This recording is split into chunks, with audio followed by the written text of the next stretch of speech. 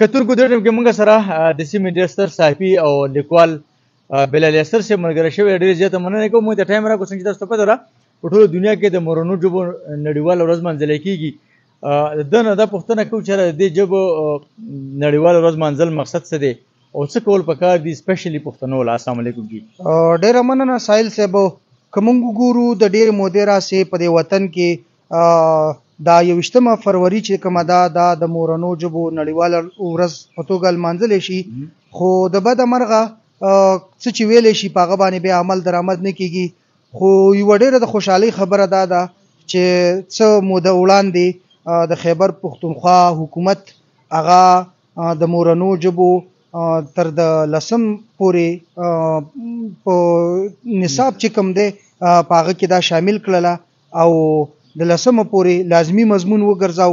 نو دا یو ډېره د خوشحالۍ خبره ده، خو د بدمرغۍ خبره دا ده چې په هغه باندې د اوسه پورې عمل نه دی شروع شوی. او د تعلیم د محکمې وینا دا ده چې د راروان کال نه چې نوې تعلیمي کال شروع کېږي په هغه باندې به عمل کېږي. د لمانځلو مقصد خو دا دی چې د دې اهمیت دنیا ته وړاندې شي، خو ګیله هم دا ده چې په کار ده چې په دې باندې عمل درآمد وشي. یو دا ده چې بلال یاسر صاحب هسې خلک وایي چې په کار دا ده چې زمونږ په صوبه کې د پښتنو چې کوم علاقې دي دا د نصاب ژبه وګرځولی شي، دا د تجارت ژبه وګرځولی شي. او که موږ په دې دوکانونو باندې د بورډونه وي نو په دې باندې په انګریزي او اردو کې خو لیکلی شوي، خو پښتو ډېره کمه. ته به څه دې موقع باندې ستا خپل احساسات څه دي؟ ګوره د افریقې یو ستر امپراتور نیلسن منډیلا د هغه دا وینا دا وایي که ته چاته یو خبره باندې پوهه کول غواړې نو هغه چې په کومه ژبه پوهېږي په هغې کې ورته خبره وکړه. خو که ته د چا زړه او دماغو ته یوه خبره اچول غواړې نو هغه ته د هغه په مورنۍ ژبه کې خبره وکړه.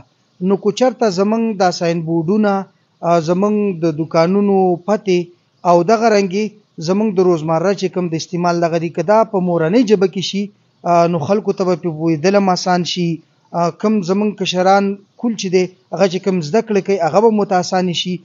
نو د تعلیم او د نصاب حصه ګرځولو سره سره زموږ د واکمنو نه مطالبه دا ده چې دا د دفتري ژبه هم جوړه کړی شي، دا د بازار ژبه هم جوړه کړی شي او دا د عام د رابطې ژبه هم جوړه کړی شي. یو بله خبره دا ده چې که موږ په دې دور جدید کې وګورو، جدید ټکنالوژي راغلې ده لکه سوشل میډیا، په دې باندې زموږ د پښتانه چې کوم رایټران دي نو هغه اکثر انګریزي یا دغه نور ژبې لیکي، خو پښتو ډېره کمه. لکه ته څه ګڼې چې کمیشت دی دغه رایټرانو کې چېرته د خپلې مورنۍ ژبې هغه شان ته ترویج او تجري نه کوي کومه چې په کار ده. په کار دا ده چې کومې لیکنې موږ کوو، یو خو د ضرورت د اردو زمونږ هغه د رابطې ژبه ده نو موږ به د مجبورۍ نه یا انګریزي چې دغه د مجبورۍ نه به موږ استعمالو. خو په کار دا ده چې موږ کوم لیک کوو نو هغه ول موږ په خپله مورنۍ ژبه پښتو کې وکړو چې موږ څه ویل غواړو، خاص کر هغه ستر ستر محققان او ادیبان چې د هغو په خبره باندې قامونه راپاڅي او قامونو کې یو بیداري پیدا کېږي چې هغوی په خپله مورنۍ ژبه کې لیکل وکړي چې قوم د هغه نه پیدا واخلي. هسې څه ګڼې چې کمی خو شته په سوشل میډیا باندې د پښتو چې کوم کار کول دي هغه اوسه پورې چا ونه کړی شو. د ډېر اهم مقرر څه پیغام به ورکړې زموږ رایټرانو ته؟ کمی خو ډېر زیات دی.